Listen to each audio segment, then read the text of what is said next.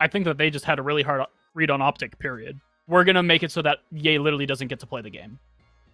And if you do that and you have firepower on your roster, like Safe and Leo, you're going to win. If you're playing against a team whose success is mostly contingent on the performance of an individual player, and then you delete that player from the game, and your team is at all competent, you take that dub. And that's exactly what they did. And welcome back, ladies and gentlemen, to Valoranting. Sorry about that.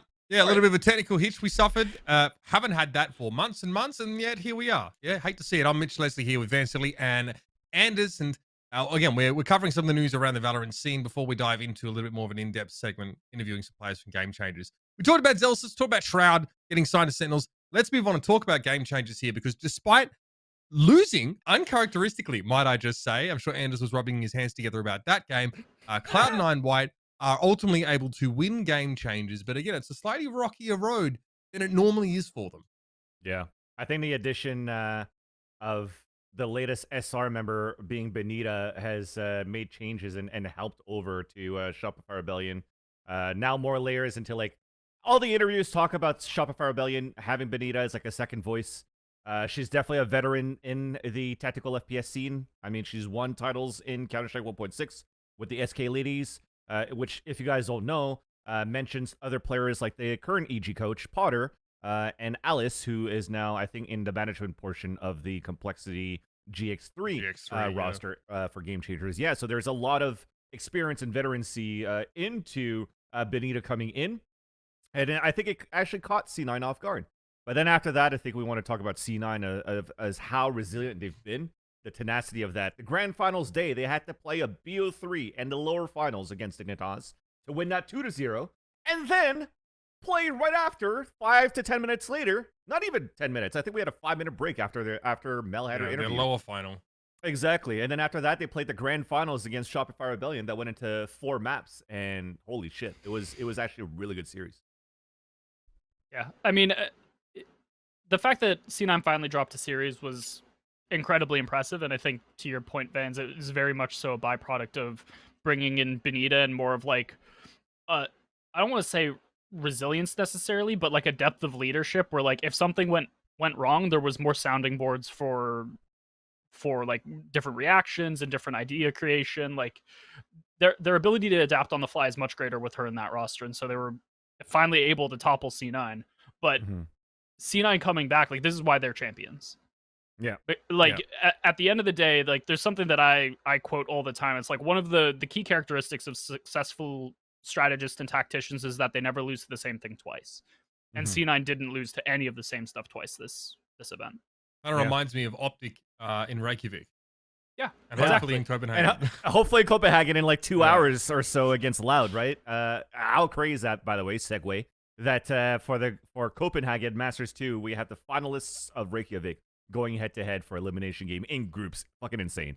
But back on this topic, I think the other big question was, how is Bob going to fit into the team? Is she going to play well? Is she going to be able to fit Annie Jo's shoes? I think it worked out perfectly, especially you're looking at this event where you haven't seen any breeze coming out at all from Cloud9 ever, and then suddenly they pull it out like 3 or 4 times that event. And I think that gives credit to like Bob's IGLing with the Sonics before, playing this map a lot. Zotek being the latest head coach for the team too, has added a lot into a deeper map pool in general for C9, and I think they worked out really, really good. And not only on that strategy, Bob actually popped off this series. She carried a lot of those situations, especially this one. I think she wins like another 2 versus 1 right after this. Or on this is a thrifty, actually. She picks up Vandal and gets 2 more kills. So she's definitely popped off in the series. You might think that Split, her start was like not the greatest, but you're playing Fade on Split, and you had like 6 assists in like 4 rounds or so. You've done your job. So I think she's a great addition to the team, and they could only get better from there, which is why Anderzz, you got some practice to do, man, if you want to fight back against Moonchopper. I mean, not losing to Dart Monkeys would be a great start, I think. Yeah. I mean, Dart Monkeys was awesome too, though. And here's the thing, is like there's a little bit of like behind the scenes fuckery going on with us losing to Dart Monkeys in particular. They got a coach like around a month back who was a player on our primary scrim partner from tier 2. So Right. Curry Shot joined that team and was literally like, here's their entire playbook. We've scrimmed them 14 times in the past 3 weeks. I'm like, dope. Sick. Yeah. I mean, yeah. Unlucky. I guess Unlucky. That's something yeah, that people don't know, and like it contextualizes our losses to Dart Monkeys a little bit more. Their coach literally had Sure. scrimmed us, I shit you not, at least a dozen times in the month preceding. So like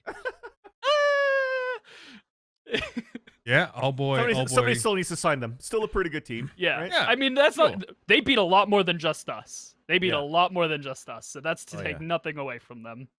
And so, I don't know. It's hard to interview members of Cloud9 White when they keep winning, right? Because the question's always like, how do you keep doing this? Like, what's next? And it's always kind of the same answer. But we do have C9 here in their post-match interview talking about just getting through that long day and being able to win a long series. I mean, 3 series consecutively, if I'm not mistaken. So you can hear from Jazzy herself here. So then it's been a long day for everyone there, considering you had to make it out of the lower finals, now going on into the grand finals. How do you keep that mental up? How do you make sure you can still play your best Valorant when being put through such long days?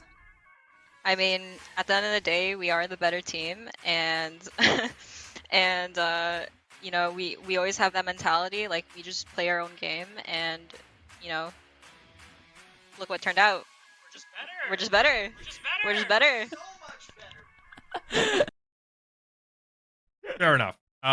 Not hugely surprised, obviously, to sort of hear that. But obviously, the way that the Cloud9 White ladies sort of treat this is at a pretty fundamental level, I think. Yeah. They're still, again, the gap is closing, though. So is there some nuance here? Is there some nuance to their answer? Like this whole just better thing? Because it does look like that gap is finally starting to close here. I mean, now that they show that they could actually lose maps or series, but still come back with tenacity, I think it still comes to prove that they're still a very, very strong team, and that you could lose series and still be at the top of your game. And I'm going to use OpTic for that example as well, where every time that they lose, they come back really, really strong. And that's what we're hoping to see, at least if we're a fan of OpTic for Copenhagen, right? Disproven very shortly, but yeah, hopefully we're not going to be now. live still once that series finishes, but so I don't eat my words. But no, definitely, I think that's one thing, and I think the other thing too is G2 was another one, and currently another one in Europe, where they haven't had like the strongest start, but when they started winning, they're just winning everything. Because now you gel a lot more, you understand the meta a lot better as well. You're able to evolve with the meta too, instead of just trying to learn the game. And I think that's the important part for a lot of these teams that stick together. Let's move on and talk about an interesting matchup that we got here in Copenhagen pretty early on. So champion of VCT Japan comes up against DRX. So it's Northeption versus DRX. Northeption win in front of a huge crowd at home, and they get absolutely fucking basted like turkeys in this matchup. My God. You know what's crazy about this? It was a 13-1, but in only one of the rounds did the spike detonate, and in only one of the rounds ended from a spike defusal. Outside of that, it was just fucking carnage. Yeah. Anderzz, I'll let you start first, but I got my say on it. Yeah, so I mean, like, it's no secret. This is something that even Japanese teams themselves, like, readily admit to, is, like, they as a region really, really heavily prioritize aim and firepower from their players, and so Northeption's playstyle is very, like, it's a reflection of that. They try to kill more often than not, and in this matchup in particular, they're playing against a team that I presume they scrim against regularly, because, I mean, Zeta from Japan also scrims DRX on a regular basis and has even been likened to as like a mentor for them. So the fact that Northeption is coming into this, DRX has scrimmed them consistently and is probably used to competing against teams of their level of firepower. You're just not going to get across the line. You're going to have to do something beyond just shooting them to win, and where Northeption didn't really seem to show much of that, like, how were they ever expected to win this matchup? And you're also trying to beat DRX on a fucking comp that DRX brought up in Bind in Korea. You're going that Neon Breach and with the Fade, and what you're trying to hit against your opponents when they actually, quote-unquote, built, for me, that meta on Bind, it's not going to work out. And it's a really contact-heavy setup, right? Neon Breach, you're just trying to like, flash a neon in and try and beat them in the face. But so you're hoping to get at least more rounds on the attack, right? Because it's contact-heavy. It's a lot of stuns going on, but again, it's a comp that DRX knows and that they're used to. They built this comp. So they had an idea how to play against it. You look at how they play their, even their defense for DRX. They were playing a lot of defaults, playing more passively as well. just because the contact heavy, you want to try to catch some players off guard. For DRX's side, if you are Northeption playing on the defense, and when they're holding back from behind and no flashes are hitting him, boom, just get owned. I think the DRX just played that series with a lot of confidence. And if you're even watching Copenhagen today, DRX are actually playing this with a lot of confidence overall. It's a different DRX than it is before. They've always been really good actually in groups anyways. So I'm still gonna put like little star asterisk to see how they're gonna do in playoffs, but this is just some good old regular DRX right now. I think for me, one of the things that I was the most impressed by with their performance, at least thus far, is some of their like star players felt almost non-present. Like I didn't think Stacks really popped off. Looking at these games, like if I were to sort of highlight anything, it's not like, oh, Stacks is insane. It's like oh, Mako is fucking wild. Buzz is showing up like crazy. It's like as usual. Well, exactly. It's like I feel like they almost have an entire second gear that they can shift into by having the rest of their star players sort of come online. And so in RB is performing on land finally. See, and that's the good thing. Imagine I want to RB keep playing seeing that. the game. Yeah, I want to keep seeing that. Every time we try and get a pundit to sort of make a ranking right, it always turns into a shit show. I think about Durka not being in the top 20 for Sideshow's ranking, and that sort of went south pretty quickly. Zekken from XSET put in a similar situation by Jake Lucky, I think. I don't know who. I think that's him. He's sunburned as fuck. I don't know. Not wearing a shirt. Don't Sounds ask like me. Jake. Yeah. Yeah, whatever. Anyway, Zekken gives his top 5. So I kind of want to get you guys' reaction to this. Let's run the clip. Really standout players. So okay, I'm trying to think like international teams. Sorry. Probably Nats from Europe, CNET from Europe, Yay from NA. Tens is pretty good at the video game. I've heard of him a few times. And I guess Durka from Europe. I think those 5. Right. Nats, CNET, Yay, Tens, and Durka. Now, I mean, I'm sure everyone has opinions about who sort of belongs in here. But are there any names that you think are being undersold by not being listed in this top 5? So I think like the context of this question is really important because the phrasing was standout players, not best players. Right. And I think that this list is very indicative of that because these are all players that make really, really flashy hero plays and have like immense impact for their teams. They're not necessarily the best players. And something that really struck me when he said this, none of these players are role analogs to him, despite the fact that there are many stars that are sort of like his direct pairing. Like where's Alphayer here? Where's Zekken? Where's Leo? Like where are the players that are debatably best in class in his role that he should be paying attention to? It's very interesting, the psychology of like, do they even register in his mind at this point? Maybe he just knows that if he's going to be supporting any of those 5 players, they'd pop off even fucking more, you know? You don't need, you don't need to talk about other initiators that are better than him or whatnot, because BCJ already did that, saying that him and Crashies are like the best initiators in the world. Though. I mean, yeah, right? Yeah. So Nats is the only non-duelist, and I count Chambers a duelist in this list. Yeah. You know what I mean? I've seen Yay, Tens, Durka, which is like main operator player for their team. So yeah, okay. And so far, 3 of them are not in Masters Copenhagen. Yay got fucking plastered in their game against Guild.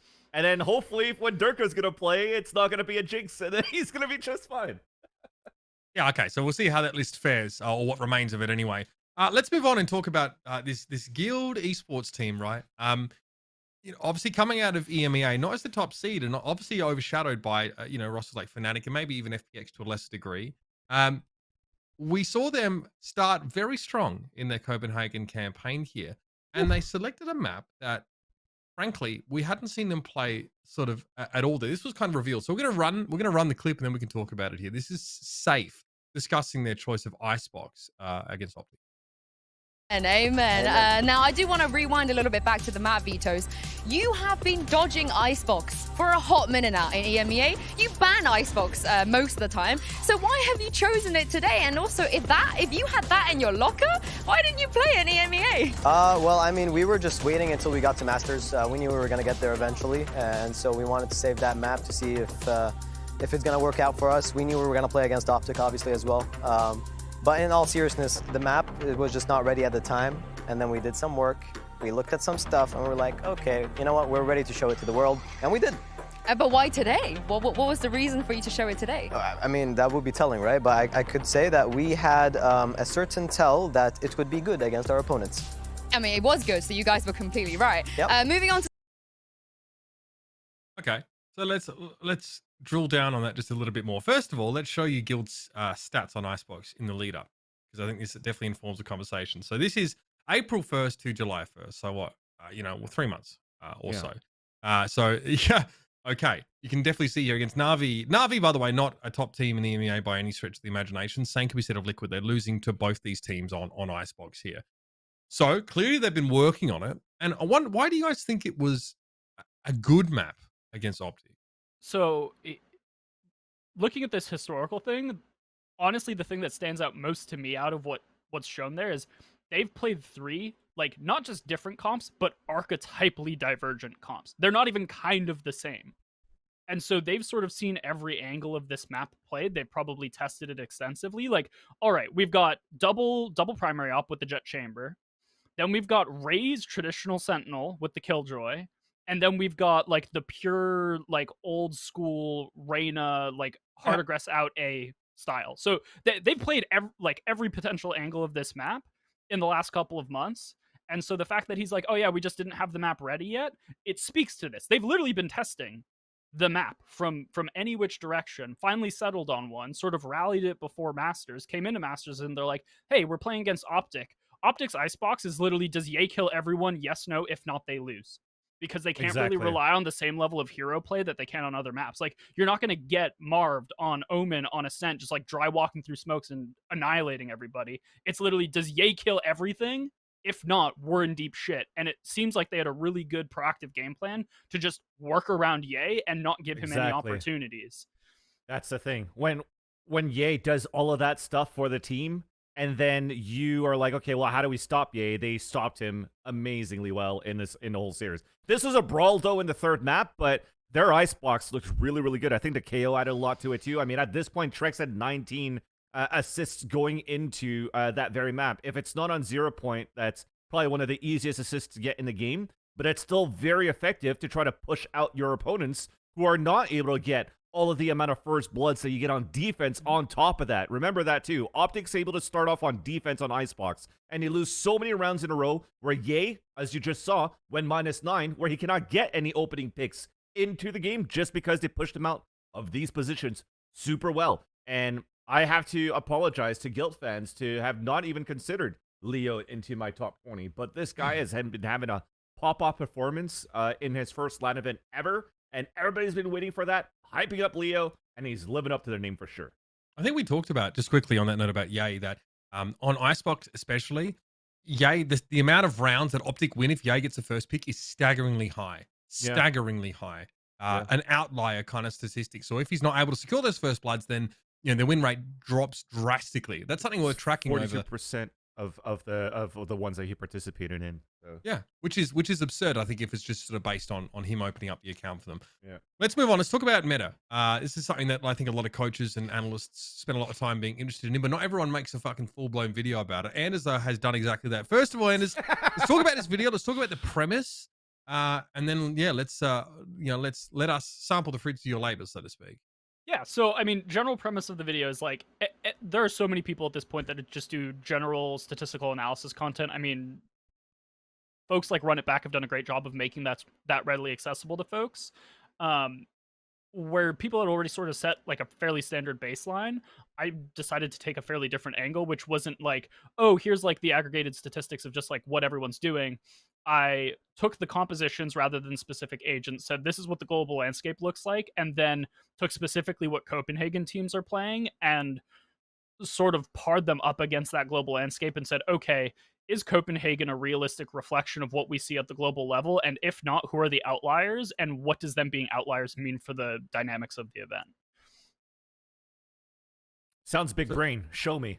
Yeah. Sure. I don't know about big brain, but yeah. So, I mean, starting it off with Ascent, fairly standard stuff. This is that global landscape, so sort of the baseline that I was working off of. And we can see that like it's more or less become the global standard at this point that like, okay, you're going to run a KO, you're going to run a Sentinel that's overwhelmingly going to be an Omen, and then you're going to run a Chamber in most cases. Some teams are still leaning into the Killjoy, which is actually the higher performing of the Sentinel options, but then it's the other two slots that's really the like primary point of flex, where like, are you running the Sova or are you running the Fade? And if you're running the Sova versus running the Fade, what's that fifth element in your composition going to be? Are you going to be leaning into that Fade Raze setup that has sort of been pioneered in North America by Xset and a couple other teams globally? Or are you going to be going more for a traditionalist Ascent where you're running the Jet Killjoy? And so that's sort of the landscape for Ascent. And then if we pan over to what the Copenhagen teams are playing, we see that at least on this map, there's that really high concentration. This is sort of why I portrayed everything the way that I did is, all right, most played composition is that like standard Jet Killjoy, traditionalist setup with a KO, Omen as the controller, and like we've got 3 teams that are running that. And then as you sort of go down the pick priority, we've got this overwhelmingly large cluster of teams amongst those top 4 most prevalent compositions. But then you've also got these insane outliers in Leviathan, OpTic, and FPX. And it's like, this is why I wanted to look at these things.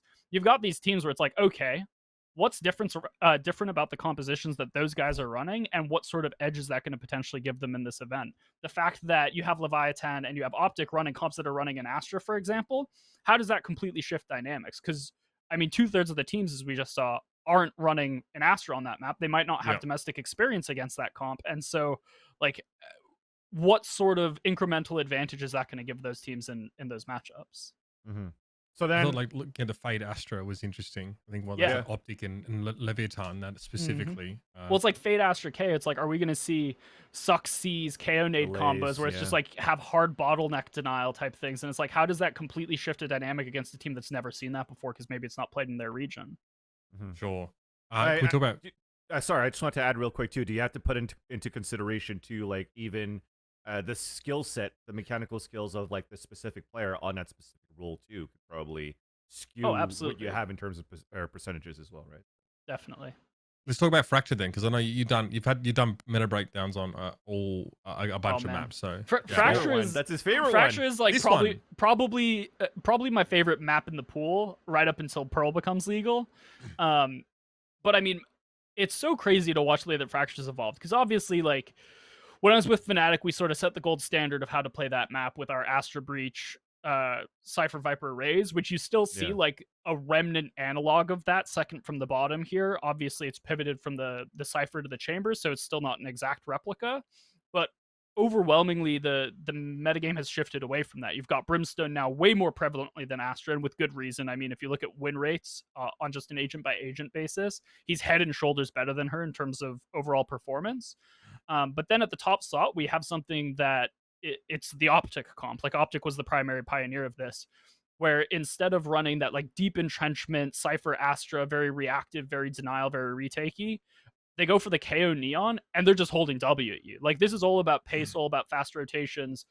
I think Fracture as a map in terms of dynamics, like where you have the 4 primary corridors, you're never going to be able to defend all of those sufficiently as a team. Like there's just too many places you're going to be spread too thin. And so this comp is really a reflection of accepting that dynamic and saying, okay, we're not going to be able to hold 4 things at once, so let's commit really hard to holding 1 or 2 and give ourselves a very like overt toolkit to then push through that and flank whenever necessary and do it in a fast and efficient way. So the KO is a good reflection of that. The Neon's a good reflection of that.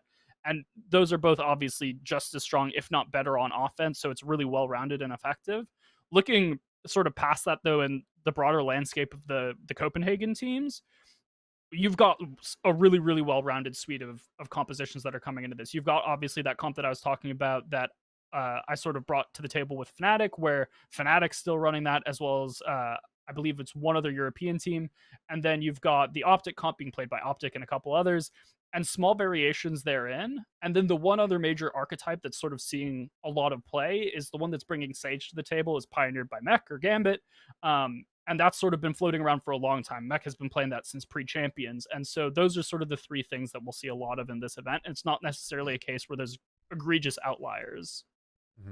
I saw that Brimstone Viper set up with like a ridiculous win rate, but none of our competitors except for Paper Rex occasionally are playing that. I thought that was interesting as like an outlier Is that just like, is that small sample size, or do you think that's legitimately like a comp that's being overlooked? So I think generally speaking, and I mean, this is like a little bit, it's a little bit secret sauce, but like there's a reason that back when we were the best team in the world on it at Fnatic at Champions, we were running double controller. I think that this map absolutely begs you to run double controller, and I think that the fact that OpTic is running a comp that, while it's not running double controller, it very concertedly brings in the neon is a reflection of that.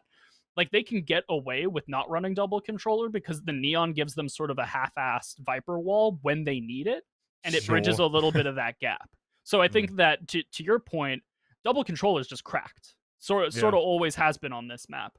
That's why Sage is another one too, because the Sage is also like a budget Viper wall once you get in as well. Well, exactly. It's like you go A and you just use your Sage wall across like that primary pivot point coming out A main, and it becomes like a budget wall, a budget extra smoke that gives you that incremental like space taking.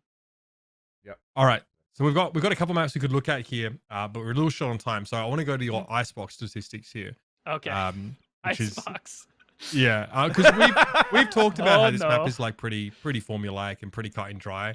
I wish it was formulaic and cut and dry, but people don't seem to want to think about it that way. So yeah, is that not reflected in your data? Is what I kind of want to know. Like, what are the corollaries? It's not. Well, so here's the crazy thing is, like, for months and months and months, I was singing the praises of traditional Sentinels on this map because we had that.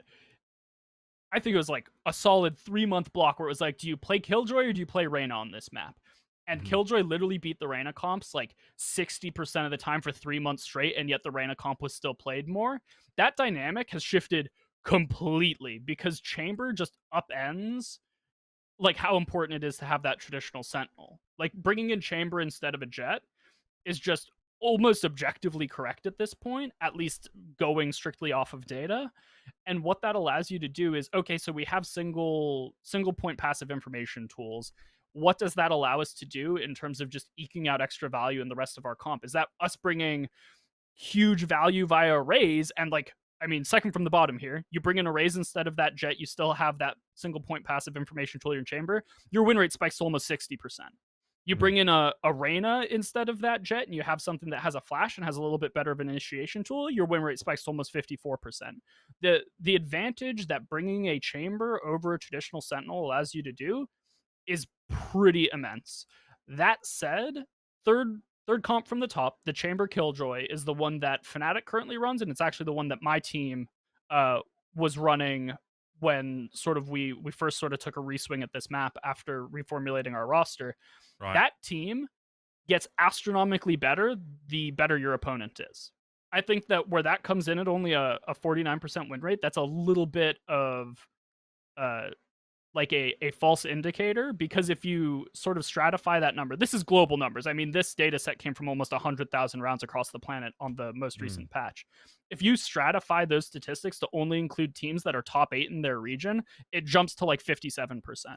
I think the better your team is and the more competent they are at leveraging all of the passive information tools they have, so having that alarm bot, having that Killjoy turret, as well as the trademark, like, you can start doing some really, really wild stuff that allows you to stack sites in ways that a lot of teams aren't used to handling on this map. Here you go. This is like some of the compositions that our competitors, excuse me, are sort of trying to make use of here. Fnatic's still on that sort of Killjoy look with the Chamber. Yeah, absolutely. And I mean, this just goes to sort of re-highlight what we were saying, is like, people like to look at this map as formulaic and like pretty cut and dry. I highlighted how like bringing in this Chamber allows you to get incremental advantage on your duelist slot and go for like arrays or Reyna and really spike your play rate. Why is literally no one at Copenhagen playing the Chamber Raise variation of this composition? The highest win rate version is the one that no one's playing. And we've only got Guild on the Reyna version, and as we saw, like, they're even off of that. So it's look at this. This is such a specific comp. Holy, we want a Sage Wall plant. Yeah, I mean, OpTic is sort of a beast unto themselves. At this point, whatever Chet's got in his binder, I don't even try to think about it. I'm like, you do you, man. Yeah, who knows, that guy on some secret source, no doubt about it. Let's talk about one of our first matches at Copenhagen. Let's get through it, because obviously all eyes on LATAM and Brazil. Let's see how they've developed here. we talked with Dryad last week. She said that she felt that, Crew was the team to beat here. Obviously even with Leviathan going into the immediately into the upper bracket. So we get Loud versus Crew. A lot of people. I mean, here's Plat Chat. This is great. Obviously, they have to pose for these photos because they know it's going to be used against them. Curse, of course. No doubt about it. So many of us as well predict Loud getting out of this group because they impressed us so much. What, they third place in Reykjavik. They fall to Crew here, which I don't know if it's an upset if you really know these teams. But again, for us, like, I'm going to give you the benefit of the doubt, Vance, for example, and say you have a little bit of, oversight of this region. So this has to be unexpected. Yeah, one, it's second place at Reykjavik, right, against Loud. And then secondly, going into their scene in Brazil, they were 2-0ing every single competition they were getting during the main season. So you would probably think that going into this event here, especially into this group of death, that the main eyes would be on OpTic and on Loud. But there's also, the armchair Timmies and the tinfoil and analysts that actually works out quite well, where LatAm has yet to lose against a Brazilian team, and now you just got to stick to that storyline because holy crap, that series in itself.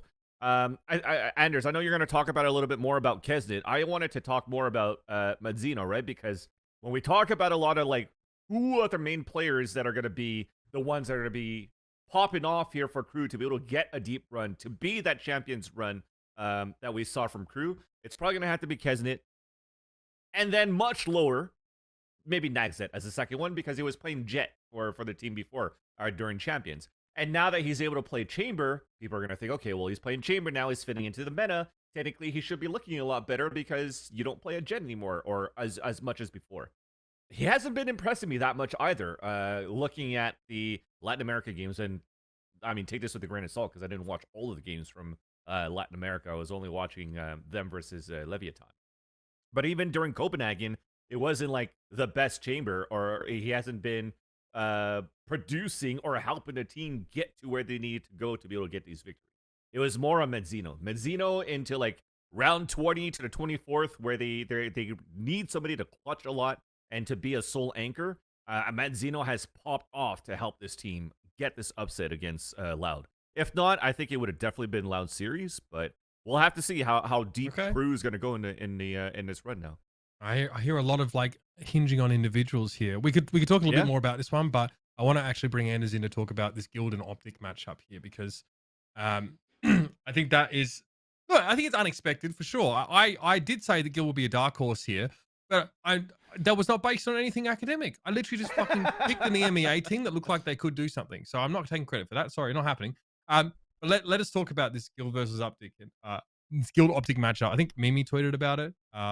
The last time that OpTic lost then won, but obviously Plat Chat, predicting OpTic to win. I don't think that's unreasonable at all based on sort of what we know of this OG team, but OpTic have a habit of fucking losing then winning, then winning, and ended up coming out on top here. But let's talk about this series.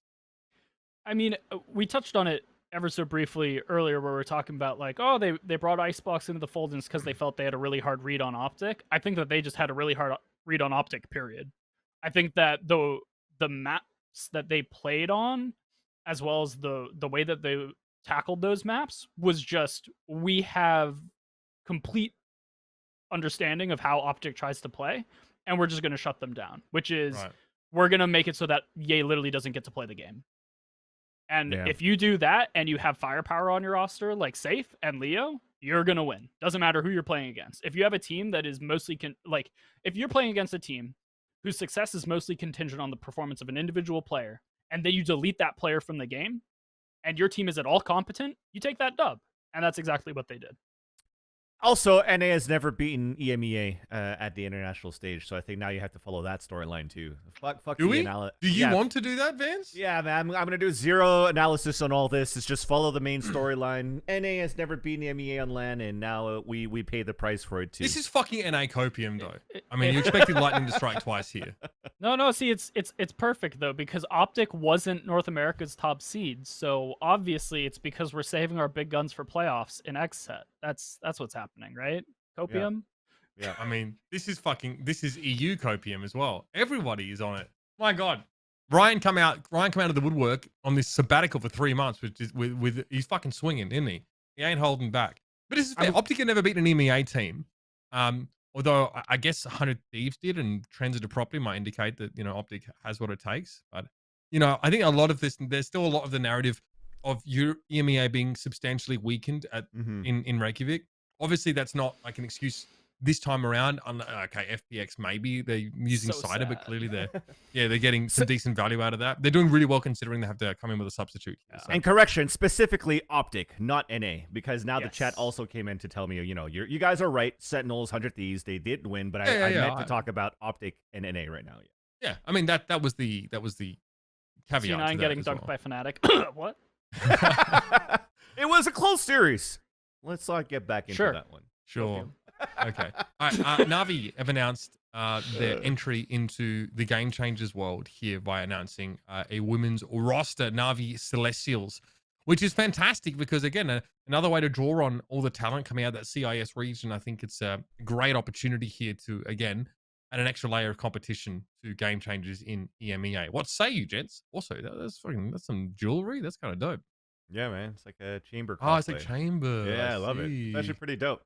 It's a really cool announcement video. I think NAVI is like an amazing organization to be represented by for sure. I mean, you're thinking about the CS:GO team. They already have a team during the VCTs, but it's nice that they continue to branch out into Valorant, and I'm excited to see what's gonna come out of this team. This is kind of fourth wall breaking as well. They do like this sort of media day where the ladies are like, you know, very clearly not loving life. Fair enough.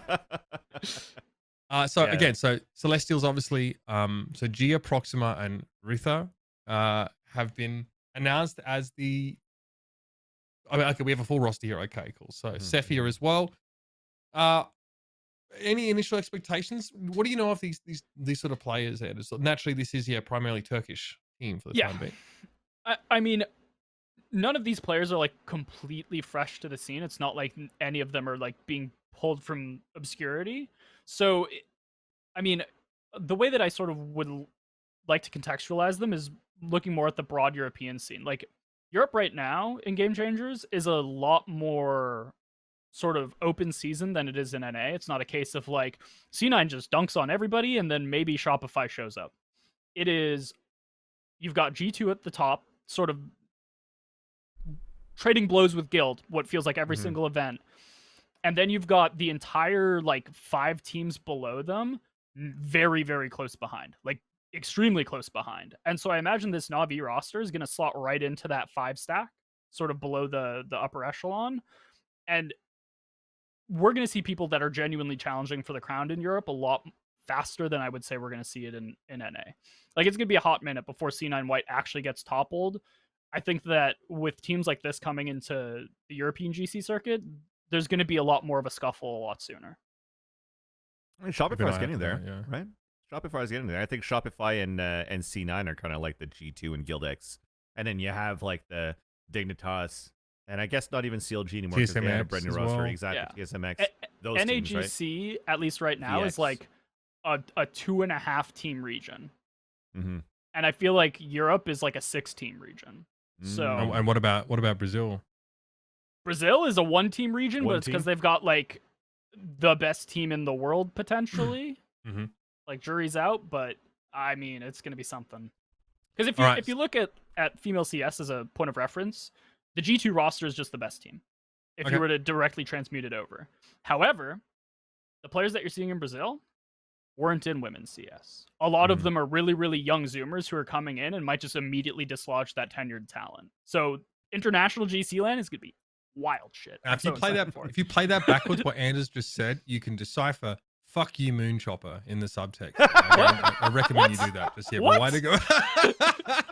just go back. No. All right, Anderzz is not. He just pulls out his pot and is like, Well, Anderzz obviously giving some. Anderzz is a very pragmatic individual, which is I identify with that trait very closely. So when he goes and tells Moonchopper what he thinks of his team, he's honest, and then. It's not. Anderzz can't be helped if people get offended by that. Now the vendetta continues. Yeah, I mean, what do you do? Yep. I'm just stirring some shit up. Anyway, we're gonna be back. We're gonna talk more Game Changers after the break. We've got KP and bENITA coming on, of course, from Shopify Rebellion who've taken some huge steps to starting to, work their way to the top of the NA Game Changers region. They're not quite there yet, but we want to check in with them on their journey so far. So don't go too far. We'll be back with that interview after the break. If you've been enjoying Valoranting, feel free to like, comment, subscribe, and hit the notification bell so you get every episode hot off the presses.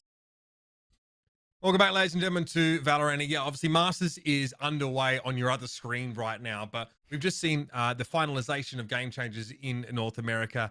And true to form, we're starting to see the scene really heat up. Competition's getting ratcheted up level by level, which is great to see. Now we're seeing some real tussles for that top spot. I don't know why do take the top spot this time around here, but like we've discussed already, the gap really seems to be closing at a rapid rate. It was Shopify Rebellion that actually managed to get a win against them before that final bracket, falling in a 4-map series in the final to Cloud9 White. So it was a great game. And to talk about that and so much more, we're going to be bringing onto the show KP and bENITA for the first time, both from Shopify Rebellion.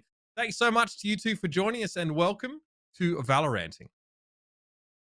Thanks for having us. Hi, thank you so much for having us.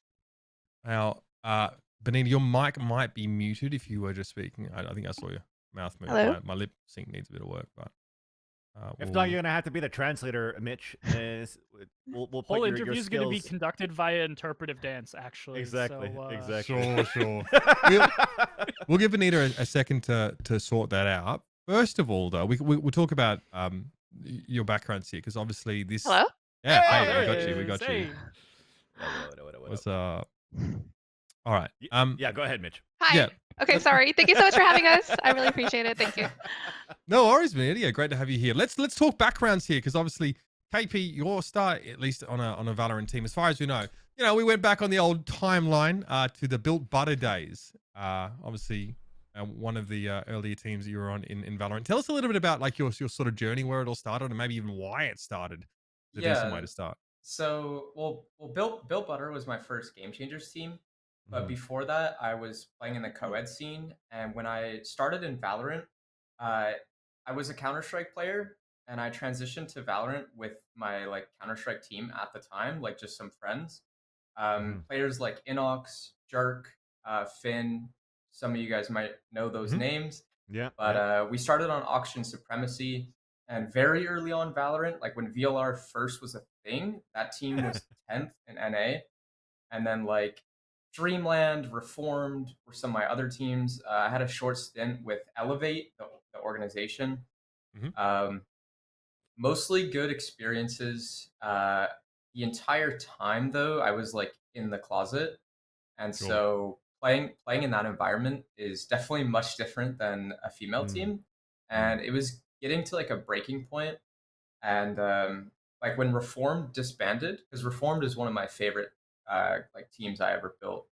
And when we decided to disband, I actually like was so at a low point in my life that I came out on Twitter. And then a couple weeks later, Flowerful, my current teammate on Shopify, she saw my post and forwarded it to the rest of the team. They asked me to try out for Built Butter. And from there, the rest is history. It just really clicked. Like, I could tell that the squad was definitely going to be the one to take down C9 White, but they just didn't have like an experienced leader. So I kind of filled that gap. And yeah. That's awesome. And I guess on the other end, bENITA, by the way, long time no see, bENITA. Good to see you again. Still grinding the scene. And that's actually my question for you as well, because you've been around the scene for quite a while. I used to cast you back in like Counter-Strike 1.6 when you were winning with like SK Ladies. And then now I see like you're married and everything too. I thought it was time to like hang up the keyboard and the mouse, but then talk to us about your journey in Counter-Strike 1.6. What drew you into Valorant? And then, of course, the teams that you've joined to finally make it into Shopify right after. I mean, it's a long story. Like, I don't know where to even start. Like, I guess We usually do 3-hour shows, bENITA, so take your time. I mean, all right. I started playing Counter-Strike in 03, and back then I was just really inspired by a tournament called ESWC. I would see girls fly to Paris once a year for this tournament, and I was just really inspired by that. I was like, wow, that's a really cool hobby. I want to do that. So I was like only 9 or 10 at the time. So I waited. I just kept grinding, and I loved playing Counter Strike. And I waited until I was a little bit older. So I signed my first contract in '09 with SK Gaming. Uh, won some tournaments, swapped to CS:GO. Was at the top for there for a long time as well, and then uh we joined CLG. We created CLG Red in 2015 and swapped to Valorant in 2020. Nice. So then, how'd you find your footing here into with Shopify Rebellion after? Because I know at some point with CLG, it was getting to a point where you were consistently getting like into that top 4, really getting into that same mix of like being able to beat Denitas here and there, being able to beat TSMX here and there, and then exchanging blows pretty much into the matches, and then I guess Shopify Rebellion pops up after in the conversation. Yeah, well, with CLG Red, it always felt like a like built-in process. Like every game changer that you look at that I played in was with a different lineup, Yeah. Yeah. and it was really difficult to build that team. Really, really difficult. Like I, I guess a little bit stems from me being kind of picky because of the experience I have. And I always like hold myself to a very, very high standard. And the players that I wanted to play with, like, I guess I just, I couldn't field the like perfect 5 every time. So every time it was like I was trying something different and I was trying something different, but we would always make it to finals or semis, and top 4 was like really easy all the time. So I just knew that, you know, like I can do it. But I just need to like, even though CLG said they were going to build the team around me, which, we did, we tried so many times. Yeah, I just felt like I needed to find the perfect team, I guess. For sure. Oh, mate, you say picky rather, but like after the amount of time that you spent as a a top competitor, I think you just develop the ability to be discerning about, you kind of have an idea if a team's going to work out maybe, pretty early on in the whole process, which is a great time saver for people that don't have that same level of experience. So, Oh, 100%. Like even in CS, like if he put me in a CS game, like with a bunch of girls, like I would 100% be able to tell like right away within like 2 rounds, like who's going to be like a great player or who can shoot really well. Like mechanically, I could just tell right away. yeah. So let me put this to you then, Benita.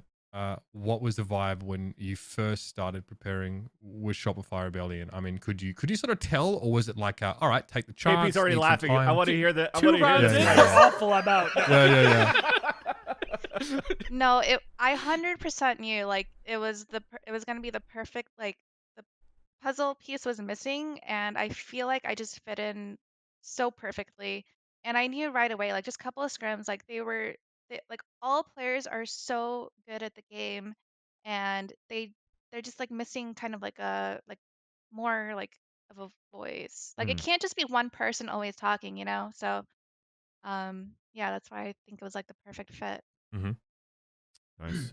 Yeah, I actually have a funny moment from that first day with Benny, but we were always lacking a like secondary leader on the team. I had been telling like the Shopify like staff for like a couple of months that like that was what was needed to push the roster forward. And the first day Benny's in scrims with us. It's like a 2v5 on bind, and she just like started commanding me like action comms. She's like KP, I'm grabbing spike, push elbow. I push elbow, I killed like 2. She planted, killed another one, and then she's like, KP, I'm going back long. I'm playing my Molly and ult because she's on Brimstone, and I'm like, God, you are so cringe. But it was like, it was good. And then we clean up this 2v5 without even taking like a single point of damage. And I remember like everyone on our team was typing in the team chat like, mommy's going to work, like at that moment. And it was just great. It was a good day. I love it. KP, sort of expanding. I mean, like being able to play with someone with that level of like experience and command. I'd be really interested to hear sort of how that analogs over to your time in like tier 2 co-ed, because obviously like I played against you so much with Virtuoso back when you were on like Reformed and Dreamland. I mean, that was a pretty regular matchup. It was And regular, so, yeah. outside of I think like maybe Bob, you probably have the highest level of co-ed experience in all of Game Changers, if I'm not mistaken, at least.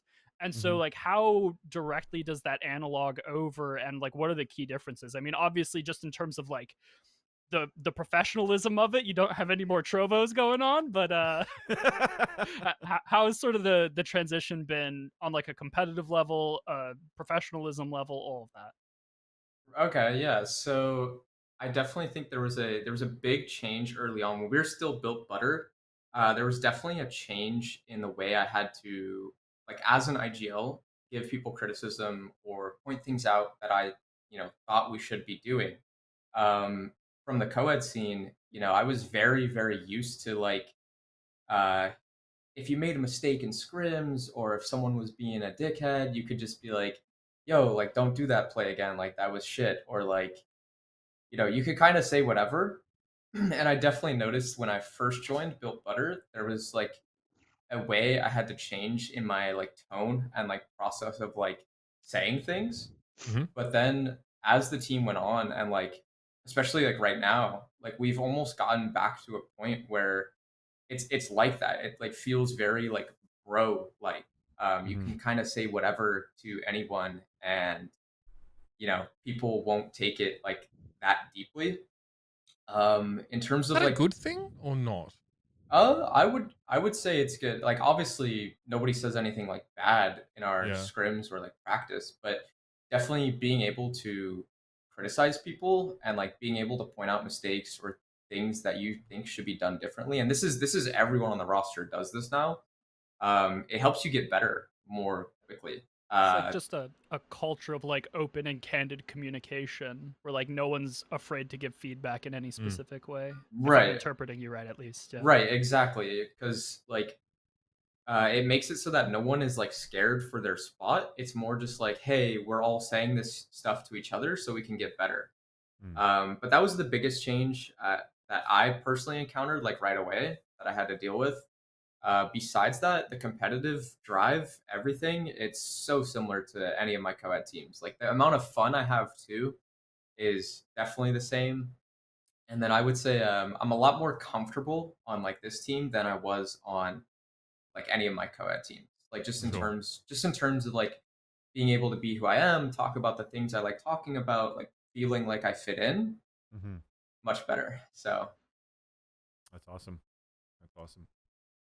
Obviously, like, there's been a lot of let's be sure, there's been a lot of like random bullshit that you kind of had to deal with though through like the tier 2 scene. I mean, I think back, like there was like Cloud9 White were like annoyed about like scrim leaks or something like that. That was like a whole that was a whole kettle of fish to have to sort of deal with. This was like I guess KP, you as we can sort of see here, you sort of experienced that to some degree. So what happened with this? Was it like like VODs or like scoreboards? Or it was a co-ed team that was screaming C9 White, right? And then wanted to leak this. Like what is this about? Okay. So it was a co-ed team scrimming C9 White, and one of the kids was like 16, and he got an ace, and he was sending the ace to people on Haven.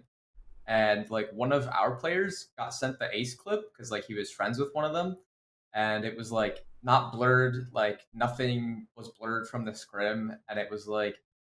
It was honestly like the most like irrelevant like clip in terms of like being able to get information from a team, but people didn't know that at first that was what the clip was. So when it got like leaked, people were just like, "Oh, this kid's sharing scrim clips of C9 White. Like, what's going on there?" Like especially to other Game Changers teams. But then it was like, "Oh, it was just a kid being hyped about his ace."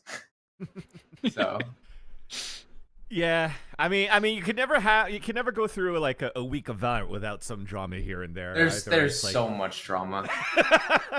But that's, I guess somehow that's what builds our community. But I wanted to rewind a little bit and ask both the question to you, KP, and then you as well, bENITA. Is KP, you mentioned the supporting staff that is around Shopify Rebellion, and I kind of want to know what it's like to play under my homie Rob Wiz. Yeah, sure enough. That's usually what we were always doing when we were playing together. But he always was the type of the type of player that was like, hey, Rob Wiz, go kill, right? Because if you think about him towards his Call of Duty 4 days, just owning it up with EG, or now playing Counter-Strike, and even on top of that, when he started Valorant with Kaplan, it was all about him playing Jet and then fragging out. But I never thought that he'd be like the coach to like build the analytical mindset behind what you all build in Shopify Rebellion as well. So tell me what it's like, the process of working with Rob.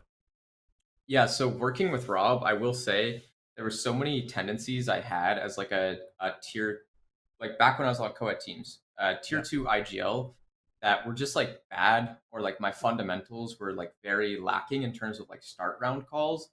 And working with Rob has just been incredible. He really, really knows how to like hit home with a certain individual, and he really takes the time to like he might say something to me differently than how he says something to Lori.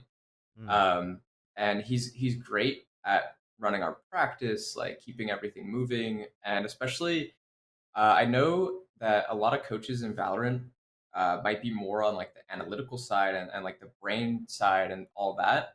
And while Rob does that, he excels at keeping the vibe of the team super positive. Like his motif. I can tell that. His motif is like literally like, guys, like let's make sure we're having fun. Like he has all these bits he says. Like he's literally turned us into like mini like whizzes in terms of like picking up on his slang, his slogans, etc. With the whole like, yeah, and his tweets right here, the dead ass and the frag and all that stuff. So yeah, those things he excels at, and like I cannot put into words how much I've improved playing under Rob and how good of a coach he is. Nice. And bENITA, you had a shorter stint, of course, with Rob, but I'm pretty sure you all had the opportunity to hang out in Toronto during the Game Changers, during the event. So what's the interaction been like with Rob, and even with the team in general too? I mean, it's been so liberating. I feel so comfortable on the team and Nice. with Rob as well. I can just see like I said in one of my previous videos, that like our goals are just so aligned that I just feel like I can be the best version of myself, and I don't have to like, stress about other things. Oh So yeah. Nice. So it sounds like to me that things are pretty much all on the up and feel great. Like coaching is awesome, teammates are awesome, environment is awesome. So bENITA, I'd love to hear from you where you've been at the absolute top of the food chain. Like you have been to the pinnacle, and you with SR are now very much so on C9's heels. What's sort of the next step? Like what's missing? You've been to the top, you know what it's going to take. What's the last piece of the puzzle to close the gap? well, I think the last piece right now would just be like a little bit more time, like getting more reps in and just playing a lot more together. I've only been on the team for a month now, I think, like 5 weeks. So I'm just really excited to put in more time with the team, and next Game Changers, we're gonna. I was about to curse, but we're gonna You're win it. allowed. You're allowed. You're allowed. You're Okay. allowed. You've already dropped the F-bombs. You're good. You're Oh, good. You're okay, good. okay. Yeah, next Game Changers, we're gonna fucking win, and I'm really excited. Yup. Yeah. Hell yeah. Love to Yeah. hear that. We're gonna. Sorry, KP, please. Oh, I would just agree with Benny on the time. Like, I will say, so Benny joined like literally beginning of June, end of May, and we speed ran one map per week in our practice. And during Game Changers, we played 6 maps. Like, undoubtedly, we had the best map pool out of any of the Game Changers teams, with our like only map not being played as split. And I think like just give us 2-3 more months and we'll be able to like have set stuff to close out games this time. We're going to jump around a little bit because we've talked about like the kind of future, but there's a lot, I think, of like the two of yours journeys through Valorant specifically that we kind of, we kind of skip over a little bit to a degree. This can be real quick, but I'm kind of curious from UKP about like how this Shopify Rebellion team has sort of evolved and how the different iterations of the team have looked. Because you were there, one of the original members, right? And we have watched the Game Changers scene develop a lot, and that competition gets so much closer. But I'm kind of curious to know, like, for you, what were the most important milestones in this team's development that kind of brought you to where you are now in a position to challenge, Cloud9 White pretty consistently? Right. So I guess to answer like briefly, the first like milestone I guess was when I joined, like the team really got experience under a good leader, and I think I helped like send us in the right direction in terms of like playing the game like better, playing the game at a higher level. When I joined, like we got access to Prozone, like all the good scrims, etc. And then managing the 6-player roster, that was a whirlwind. I can't even believe we did that for like 5 or 6 months. That was kind of insane. But when Han exited the team, I would say, nothing bad there. Just that was another milestone because it allowed us to like just practice with the same 5 like all the time. Show our best in the server at all times. And then I guess now the next milestone, which I had been a proponent of for a while, just getting that secondary voice on the roster, which was Right. Benny. And again, like Panini, amazing player, one of like my really, really closest friends. But it was just like this team needed that second voice. And I think with Benny on the squad, everyone saw in this last Game Changers like how much we improved in just a month. Like compared to the last, it was crazy. I wanted to touch on that a little bit more and ask you to develop a little bit more on that, KP, because I've seen the previews that we had for Game Changers and talking about like the involvement of bENITA into the team, and it's always it's a lot about the second voice, but what does that mean specifically? Is it like sometimes bENITA has to take over in terms of the IGLing, or is it like mid-round calls? It's like your mid-round, early round. Like, how does that like Right. functionally work between the two of you? I know it's early days yet, but curious to know where you're at. Right. So it's mainly in the mid round. There have been times where like example, like I swapped to controller for us. So like Viper, Astra, I just don't play Brimstone. And if I'm on one side of the map, or if I'm working on a lurk, for example, on Icebox, Benny is with the Goombas. We call Diana and Lori our Goombas. So she's with Makes the sense. Goombas on A. Let's say we're doing like an A-sided default. I might be on a lurk, and Benny might be with the pack towards A. And it's like if they get an opening, or let's say we get 2 picks on A, Benny has the power to just make that call. Like, hey, let's just hit this. Like, she trusts me that I'm on my lurk. I'm like playing my own game. She like leads the pack in those moments. Or it's like there have been rounds where I'm playing Breach on Bind, for example, and I made a mistake and I got picked off. Now it's like a 4v3, 3v3, and Benny is again like in that mid round. I'm dead. They're hitting B site, and Benny's like, guys, take elbow. I'm planning the spike. Like, I'm gonna go long, take elbow. Like, she's very commanding in those like mid round moments, especially when I'm dead, which is like huge because we didn't have that before. So there was a lot of times there was just no plan at all on our team. Okay, so it deepens now not only the map pool that you were mentioning before, but now also in We have terms of- redundancy, right? As well, if you need it. Yeah. This is good. This is actually really good. I like the formula that is brought in now with bENITA joining the team. And speaking of bENITA as well, I want to bounce the question over to you, bENITA, in terms of, we talked about your history going from Counter-Strike to CSGO to now into Valorant as well, where I'm not sure. Even for me, I feel that there's still some events that it currently still exist in Counter-Strike Go for the women's scene, unless I could be totally wrong, because I know that you're right. Yeah, right. CLG Red still has a lot of events that they're playing for and whatnot. And I wanted to ask you, like, the differences in terms of the support we're currently getting with Game Changers versus what CSGO is getting. And was that a little bit more enticing for you to just switch over to Valorant, or was it another reason here as well? Oh, 100%. Like, towards the end of my CSGO, not even the end of my CSGO career, but like in the middle, like in the peak of my CSGO career, we were playing for like 2 tournaments a year, maybe 3. But regardless of those female tournaments, like my main focus like throughout my whole career has always been to just be considered like a really good player regardless of my gender. Of course. Which is why I was always such a target. Like I feel like, I really focused on things like FPLC and Rank G. Yep.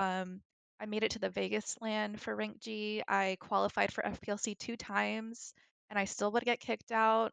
I would do all these things that, uh, like, I just never felt like I felt like the community always discredited me, like no matter what I did, whether it was winning a female LAN tournament, whether it was going to I don't know, another like open co-ed tournament and like doing well, whether it was winning the DreamHack closed qualifier like in 2016 or something like that, or like qualifying like through that open qualifier, qualifying for rank G, FPLC, all these things I would do, I would always feel discredited. And like the community like really took a toll on me. I felt so like I felt shitty all the time. And Yeah. when I finally got benched, I just in 2020, I just took it as a sign from the universe. Like not only getting benched, but like just the community in general and how I was treated. I'm not saying like I'm an angel. I'm not saying things like that, but I Sure. felt very discredited. Like my accomplishments didn't mean anything. And that's why I just like right away I was like I was already I had day one access through CLG, so I was playing Valorant beta at 5 a.m. When it first launched, so I knew I was gonna swap like right Yeah, away. that's good. I feel at the end, you know, any type of community in any game, we fail really badly at that as well. I think, as you mentioned your struggles, Benita, it's just so prominent for anybody that's currently involved in the Game Changers when you've played in anywhere else in a different game, in a different esports, in a different team, co-ed or not. It's always been so difficult for you all, and I apologize for that it's so tough because another clear example too is for example even Potter that's is currently, Yeah. when she first started in the co-ed team with Quadia and EG, she got shit on so much, and then going into the coach for EG was 0-5 last season, and then everybody's just like fucking shitting and shitting and shitting, and it's just always such like an uphill battle for all of you, and I apologize for that, and I hope that someday soon we could actually all do a lot better into being more inclusive for any type of aspirations that we may have personally into a scene. So hopefully we'll do better here, Chad, as well. I think this is probably related because I can't imagine that Benita it would have been easy to leave that CLG roster. I mean, despite you mentioned you'd played with different sort of permutations of that team, right? They'd made changes to that roster often. It had been an org that you've been with for quite some time. You obviously, leaving that team and going over towards Shopify Rebellion. And I saw the tweet as well. You're sort of saying like, look, a ton of ideal experience here. I'm willing to be molded as well, willing to conform. Yeah. What was the last straw with this CLG team? Was it the fact that they kept changing the team up? Do you feel like it was constantly being chopped and changed? There was no consistency. Like what was the final straw on CLG if we're, following that thread? Well, the final straw was basically me coming back from such a high point in my life, which would be like my wedding and my honeymoon. Sure. Coming back from that into practice, like the last straw was basically like it just clicked one day during practice that like I don't feel like I belong and I'm not happy anymore. Mhm. And even though we had picked up Shinobi, like I was very hopeful like during that pickup process. I was so excited to have more staff on board to help with the structure and elevate the team. And um when that didn't work out as well as I thought it would, I'm you know, I was just like 7 years, like I can't like it's 7 years in esports is about 20 in my opinion. Yep. So Holy ages shit, I feel us. old as fuck. Yeah, it ages us. so 7 years on one organization, there was too many deeply rooted things that Yeah. were not working between like player, staff, management, org, the theory of, or like not the theory, but like the way they approach things, and yeah. Yeah. So. I think it's that I can see there's a lot tied up in that. I guess, obviously, I know it's a big leap, right? Seems like that opportunity for change brings like a ton of opportunity for growth though as well. And we've sort of seen evidence of that right now. So I mean, they made it do you seem feel like like I you was made the right dying. choice? I just want to throw that out there. They made it seem like I was gonna retire. Yeah. Or like I died or something. But yeah, I 100% feel like I made the right choice. Because even after that announcement, like a lot of like players thought I was done, but in reality, I wasn't really done. I knew I wasn't done. Uh-huh. I just needed a little bit of time, like to figure it out. Yeah. Yeah.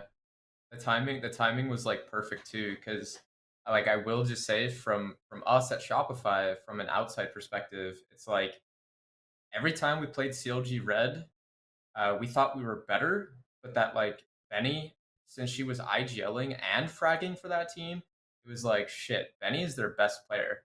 Like, why did they just like release their best player? So from an outside perspective, it was like, well, we don't really need to make a change, but then oh shit, bENITA's available. Mm-hmm. So then you all as Shopify Rebellion hopped on an opportunity then to Yeah, don't have pass that that up. conversation with bENITA. And Yeah. that's what I wanted to get to at some point too, as to like how this conversation got about to have bENITA join too. But I wanted to get into the competitiveness now of Game Changers in North America. More specifically, of Shopify Rebellion versus C9 White, or just C9 White in general, right? I personally love all the tweets that you all are coming out with like victories and whatnot, and like showing the confidence and like lighting a fire under everybody else's ass so that the competition continues to get better after every Game Changers. But C9 just seems to have like almost a villain arc into like their tweets of like it took Shopify Rebellion 7 times to finally fucking beat us. Like, fucking good job, but we're still gonna win Game Changers. Or like, oh, I'd love to see some teams swing against us a little bit more. We're playing too scared.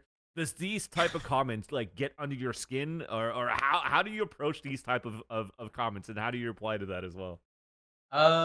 We just don't stoop to their level. Like this whole Game Changers, we were very much like just focused on ourselves, focused on our own mental game. It's funny like that they're going with the whole villain arc thing. I mean, it's just Twitter. Like honestly, Twitter personas, people are like that. So I don't take it too much to heart. I thought some of the tweets were kind of funny because it's like, especially in the grand finals when like Alexis tweeted like they tried. I was like, like yeah, like we lost the whole series by like 2 rounds total. It's like 2 11-13s and 1 overtime. Yeah. Right? But like end of the day, like outside the server, we're all like, I'm good friends with like most of them, so I don't try and take it too much to heart. It is funny though seeing the tweets come from them. I will say about the competitiveness. Oh my god, I can't speak. Of Game Changers NA is I feel like this Game Changers, well, especially the last 3, but like this one more than ever, us and C9 White are on our own island, and there's like a few teams that are catching the ferry towards that island, but for the most part, like most of the teams aren't even in line with their tickets yet, if that's a good analogy. I love it. I really think that was like the tightest and most competitive Game Changers, and it just showed like how far ahead we are. Like C9 only lost maps to us, and we only lost maps to C9 White, and besides that, we were both flawless. So yeah, that's awesome. Or no, sorry, they lost one to Misfits, but fucking Fracture. Yeah, Fractured a nice pocket pick, but then bENITA, for you, how does that go? Because I know you as being a very fierce competitor as well from your days in Counter-Strike till now. So how do you deal about with this? the tweets, like when I saw like, oh, it took them 7 tries, like it actually only took us 1 try with this roster. So I was gonna tweet something back, but I was like, no, like it's stupid. I don't really like care as much to tweet something back because at the end of the day, I do have respect for all the players, and I try my best to have like really good sportsmanship and, be as professional as possible. Hmm. Um, but in reality, it only took us one try with this roster. So, Yeah. Awesome. Without being a shit stirrer, I want to push on this a little harder because you did tweet sort of about a month ago, a couple of months ago, something like, like why are there rivalries being forced here? It's like yeah. these rivalries come naturally, like, and people are just like trying to use the excuse of building rivalries behind like being toxic. Is this like on the same lines of what you're sort of talking about now? Well, I'm just so used to like, I hate to use the phrase like back in the day, but really honestly, back in the day, like the storylines were so natural. Like the Hmm. storyline between Potter and Allie, like always meeting Zaz and Giuliano in the finals, Yeah. those just naturally came like even back like we didn't really have like Twitter and like Reddit to like make forcefully make these storylines, but they came naturally because we were always meeting the same players in the finals. Hmm. And yeah, and I'm not a fan of Twitter and like farming the impressions, like Mm. forcefully like saying like rude things and then hiding behind the word banter. Like that's not right in my opinion. Like I think a lot of players have a lot to learn from like being like, showing some professionalism or like having just better sportsmanship. Yep. Like a lot of people, I do really feel like a lot of players are actually toxic, but they just hide behind the word banter and they get away with it. Mm. Yeah, a lot of players are bad winners and sore losers, and that's why like we didn't tweet shit during this game changers that was like too toxic or too bad because it's like all that does is it opens yourself up to get memed on and shit on when you lose, right? Sure. Like the furthest I think I went this game changers was calling TSM team sit and spawn because like they did. Uh-huh. But besides that, it's like I pretty much agree with Benny. Like Twitter has turned everyone into like gotta put on this persona, gotta farm the impressions, blah blah blah blah blah. Like shit, man. You think this is Valorant specific? And do you think like, and where do you think this comes from? You know what I mean? Because I I don't know if this has always been the way.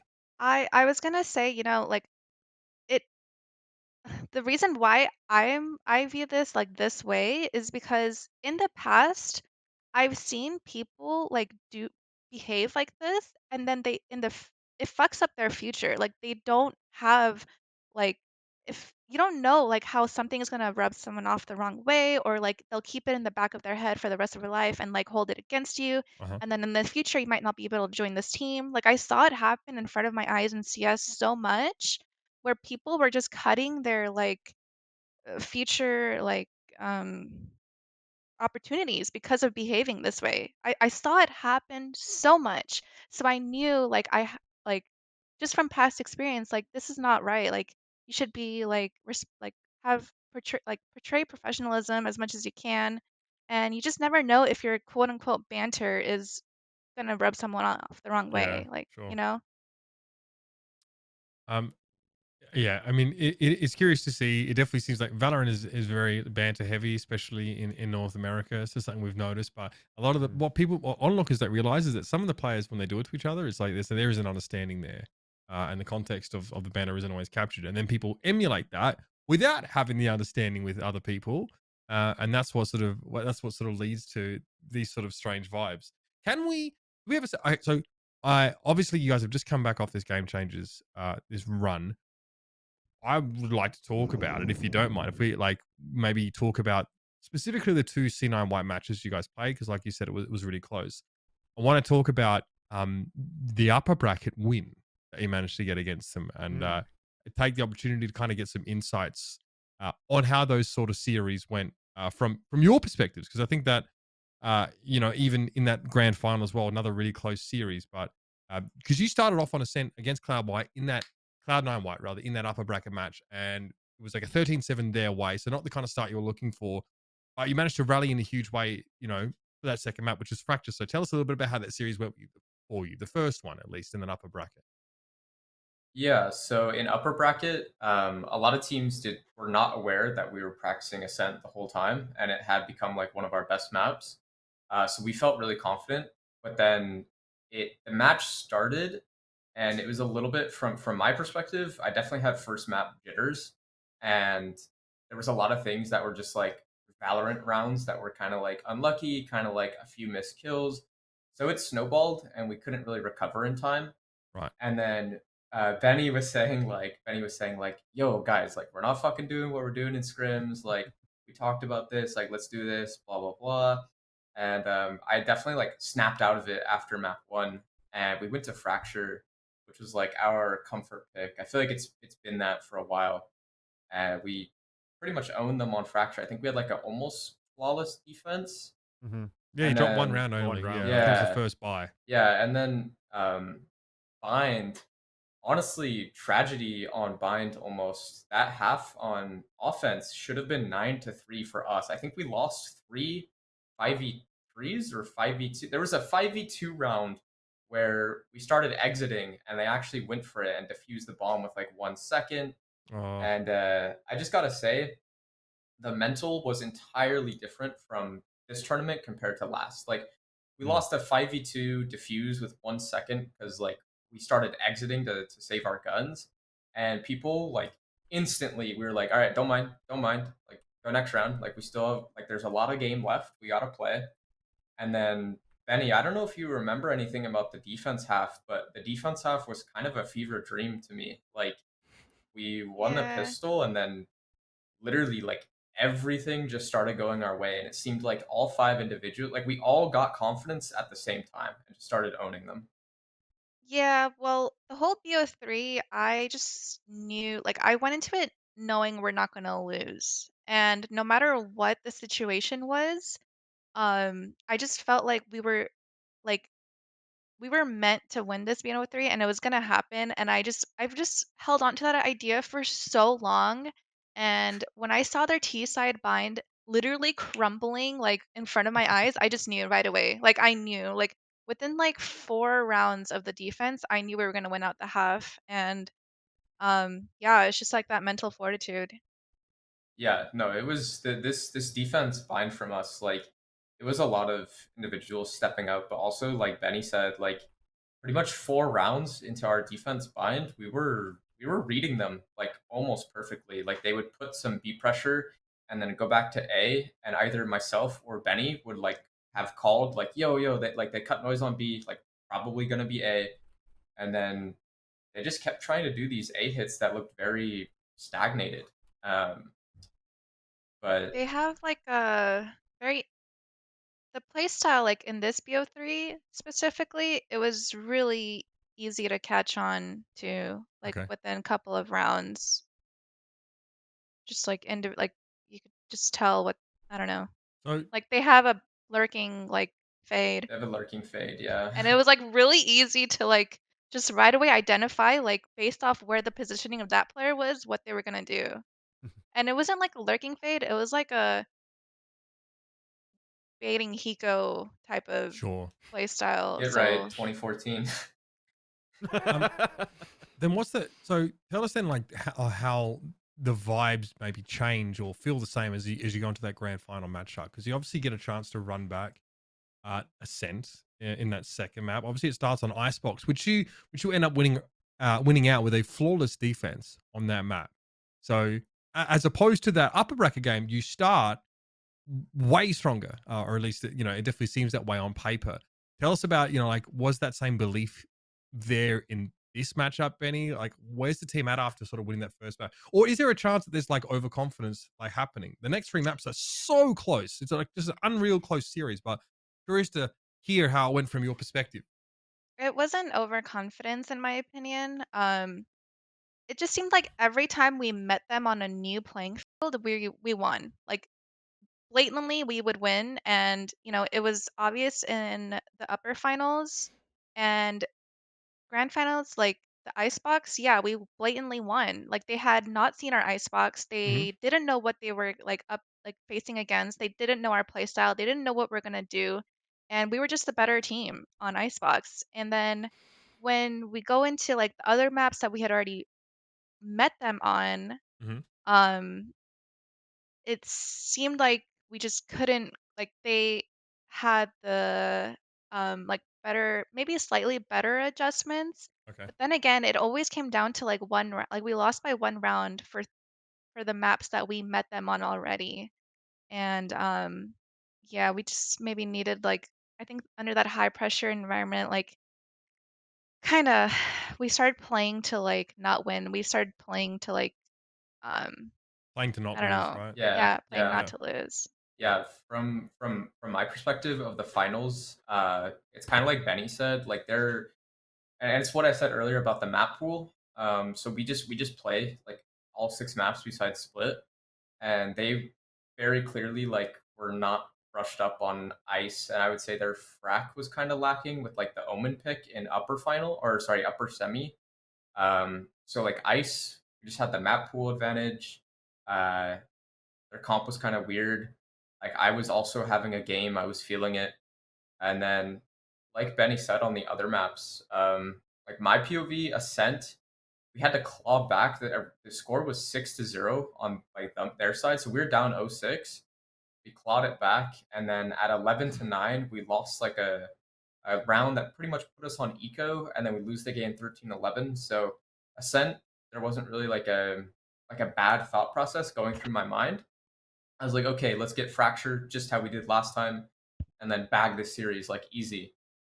We get to Fracture. We have a 9-3 offense half. I think half the calls were literally like, Sonder, where do you want to go? Like, you're feeling it. Like, where do you want to go? And then we would just follow her up. And when we swapped to defense, they literally stole our playstyle on A main Fracture. Like, they actually copied it, like, word for word, bar for bar. And we didn't adapt in time. And also, like Benny said, like, in that high pressure, like, scenario, like, we just needed like a set play or like some type of like set piece to really close out this game. And like I definitely think some of these rounds were so close and just they edged us out barely, some fatigue set in, etc. And then on Breeze again, we had them at 12-9 on Breeze and should have, would have, could have. Just incredibly tight series. And they edged us out like in terms of stamina, like barely. So Sure. Yeah, with another BO3 that they had to play before though, right? It was tough series for them. Mental, it had to be strong for both teams in that, in that BO3. I'm pretty over this format. Yeah. What do you guys think? It was a little bit tough. Like, it was a little bit tough.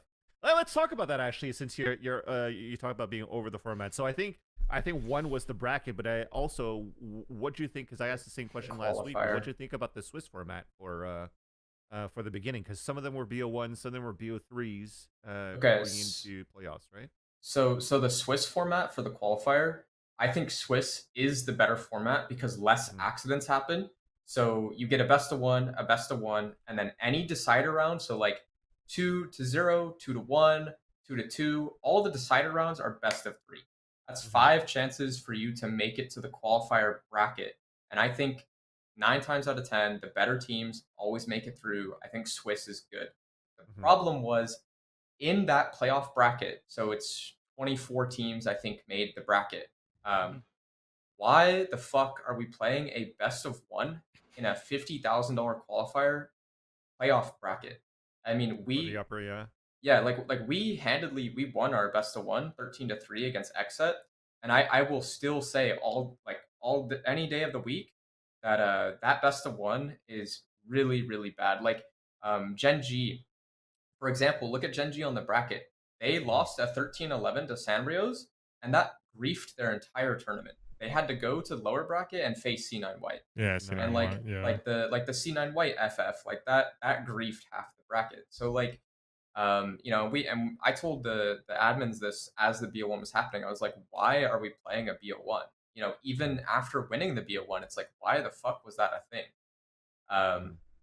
So that was my main gripe with the format. And then also like having the main event crammed because Copenhagen or the VCT co-ed starts on Sunday. That's happened twice in a row now, and it's just shitty.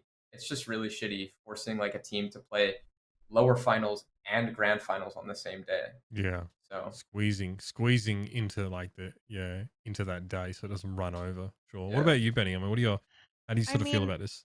yeah, the BO one is messed up, but I'm also just generally like over this because this is not like VCT co-ed, like where, you know, teams are like how do I explain it? Like we have a team that's won 6 out of 6, you know? I feel like the format should shift a little bit to like I don't know, we're just gonna have the same storyline over and over and over again, to be honest. Like Mhm. I think the like upper bracket finals and then lower bracket finals and then sending it to a grand final with the BO5. Like even like just in general, it's just getting old and I feel like maybe like a GSL format or something else at this point because we've had enough game changers to know where everybody stands a little bit and like the rankings. Mm. And I feel like a GSL format might just like spice it up a little bit and yeah, I don't know, like, we lost our seating in the upper bracket just because Oh TSM had a yeah, better like, that was mind-blowing to that was me, like, I've insane. never seen a tournament where you lose your seating like, a number 1 seeded team lost their seating in the semifinal or next match yeah, in Mhm. the semifinals But we won. because of, like I just couldn't like, I couldn't understand it. It's so bad, in my opinion, Yeah, and I feel like they should be getting feedback from the people who are participating in the tournament and like the players. I don't know where they're getting like the formatting and the rules from, but I would like to see like 100% see a change for the next one or next year if it's too late. Oh, don't worry. I mean, we're gonna obnoxiously put that clip up on Twitter and just I tag mean, people in it. So I sent Discord messages around the format change to the BO ones to like literally they sent the email about the update. I sent a Discord message less than 3 minutes later. I was like, "What the hell is this?" yeah, yeah, yeah. they have you No, blacklisted by now, Anders, though, because I'm sure that they just have so me muted on Discord. It's particular. probably what it is because Yeah. no, yeah, and like Benny's saying, I think a lot it went under the nose of a lot of people because I forgot to tweet about it, but we beat C9 White as the first seed in upper semis, and then we're facing TSM. Like we're doing the veto against TSM in upper final, and the coach of TSM is like, "Aren't we top seed?" And me and Rob are Sorry? just like, "Huh? Like, is this guy nuts? Like, what the fuck?"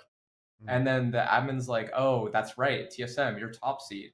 And apparently, according to their rulebook, they take the upper final seeding based on round win differential in upper semis. And we're You like, literally beat Cloud9 White. yeah, and we're like, how the fuck does that make sense? Like we beat C9 White and they had to play Dart Monkey and Dignitas. Dignitas. And I think Dignitas is a great team, but it's like comparatively how are you making TSM the top seed? How did we lose number 1 seed without losing a series? Yeah. What? Just That never is had that in like 5 years of competing. very I've never seen that arbitrary. in Yeah. 20 years of I was gonna competing. say I've been competing my entire life. Never seen that before. Yeah. Yeah. A little bit sussy, no cap. All right. Interesting. Actually, and to continue about formats, or just to take a step back on the series overall, because I wanted to bring in a question that came in from chat, which you both are know this person as well as Kath, a very good friend of ours as well. She was asking what's going through your mind when you see like the wind slipping through your fingers. So I'm assuming at this point we're talking about the Breeze game. You know, KP, you said 1 round away of getting it. The OT happened, unfortunately. And then suddenly, sometimes you might have like a shift of like starting to play not to lose rather than play to win. Or what's exactly going through your mind at that point? And were there any solutions that were implemented in the past that you could I mean, you learn had to from come for back next time? from 3 to 9. So, like, despite you having a lot of belief that you can win the That series, you too, still have that to too, overcome that too. Yeah. There's a little bit of both, right? Yeah, so I honestly could not tell you what was going through my mind. Like I really believe everyone was fully dialed, but also at the same time we were honestly just fatigued. That was an 18-day boot camp for us, and we're on the out of those 18 days, we had 1 off day. So we're basically in like 11 days of playing straight in this grand final, and yes, it was slipping, but also like credit where credit is due. C9 White was more capitalizing on like our individual mistakes at that point. So they were playing well, we were playing well, really tight series. I do think, just racking my memory, it just came down to a couple dumb individual mistakes that I feel like we made because we were pretty like burnt out by that point. Things that don't typically happen in scrims. There was a round where we were up 5-2 on Breeze or 5-3, and the bomb was down doors, 3v2, and typically we'd like come up with a plan, like hey, like give up bomb, like you can't hold on to it, and in that moment, like everyone just individually played for themselves instead of us coming up with a plan together. And like I specifically like made a bad call and just realized I was like kind of being a burger for a moment, but nothing like I couldn't tell you what was going through my mind, I was just in the moment. Yeah. Understandable. I mean, the thing is, like for me, usually I'm like pretty, I guess, I would have like, I feel like in the past my blood would be boiling a little bit, but I feel like I've grown so much as a player, like mentally, emotionally, that like honestly, I just kept telling myself, like, I have so much respect for C9 my 100% and all the players on that team. But I knew for a fact if we didn't play them in semifinals and then meet them again in that BO5, like we would have won. I, I just knew that. And I just kept trying to like tell myself that to feel better. And I yeah. support this message. But Like, they would not have known. They would not have Exactly. played against you. Yeah. And Look at the maps that SR came in clean against C9 on. They kind of dunked them. And so it was literally just classic curse of the run back, never lose the same thing twice reasons that they were able to win that series. So Yeah, Sure. and a little bit of bracket luck at play. right, and a little. Them being number 5 seed, I'm so sorry, KP, but them being number 5 seed was a joke. Like, it's because of that forfeit, right? It's because of the Immortals. forfeit, which was, Yeah. I mean, I'm not going to kick a dog when it's down, but that is just glaring incompetence. Like, there's no other way to put it. Oh. Yeah, I mean the way it panned out, obviously, It- was, and then I mean Gen G coaches. probably agree with Come on you. now. By the way, Gen G probably, regretting having to take that match up in our bracket. Look, I mean, all that aside, obviously, we're heading into more Game Changers programming very, very soon. I think you've made it pretty clear, Shopify Rebellion, that you've come a long way towards closing that gap, and I mean taking that win in that series, and now having time as well to review that, come back, and for next time you go up against Cloud9 White, I think that adds. That's not going to be funny. That's a valid and organic rivalry that gets built up here because of how close the matches have been against them, right? We don't need to force that one with banter. It just kind of is there now. So that's something for everyone who's fans of either Shopify or Cloud9 White or Game Changers to get excited about. We've been very lucky to be able to pick both your brains over the last sort of hour or so. So KP and bENITA, thank you so much for joining us on the show. It's been so cool to have you on. thank you so much. I really appreciate it. Thank you. And yeah, hopefully next time we interview you, it's to look back over your win against Cloud9 White and a Game Changers victory. But thanks for joining us so far, and good luck, of course, in your upcoming games. Thank you so much. Thank you. Thanks, guys. Okay. Here we go, Vans. And there's obviously a lot to take away from that as well. I think this Shopify Rebellion team, if like, for example, if you missed Game Changers, this last Game Changers series in NA, you have no idea just how close things are now. Especially, all of our conversations were like, what's it going to take for a team to, get close to Cloud9 White? Like, what's it going to take? We're constantly asking the same fucking questions. Now, though, it's pretty clear to see that gap's closed. So adds a lot more spice as well. And especially with other rosters like TSMX still trying to putting in the work. Dart Monkeys, Dignitas, there's a lot of competition going on, which is great.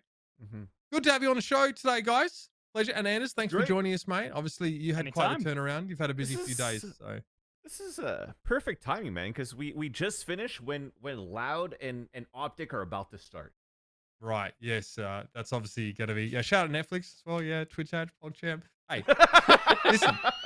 Twitch are partnered with us, and they're a big part of the reason why we're able to make this show possible. So if we have to show their ads in a like a picture-in-picture, then that's totally fine. But yeah, obviously, OpTic versus Loud's kicking off in just a second. If you missed it, Northeption ended up winning in 3 against. I pick 'em as alive. Right. All of today's games. Nostromo's still alive as well. Remember, Zersha's out. Nostromo gets banned if Northeption don't make top 2 from this chat. So that's going to be a lot of fun. We'll see what happens. How when many the chats Crows... has Strom been banned from at this point? Well, mine, Like, yours, my this personal one. No, Yeah, Not who mine. knows? He's still chill on mine. He's still chill on mine. Yeah, because Van City doesn't have the tax to bloody make a deal like that with him. But I'm willing to take the risk of having to apologize to him if it means banning him. All right, we'll see you guys next week. Of course, Masters Copenhagen still going strong in the background. So go and enjoy those games. We'll be back to recap it all next week on Valoranting. Again, very quickly, big shout out to Twitch. Thanks for partnering with us. See you next week.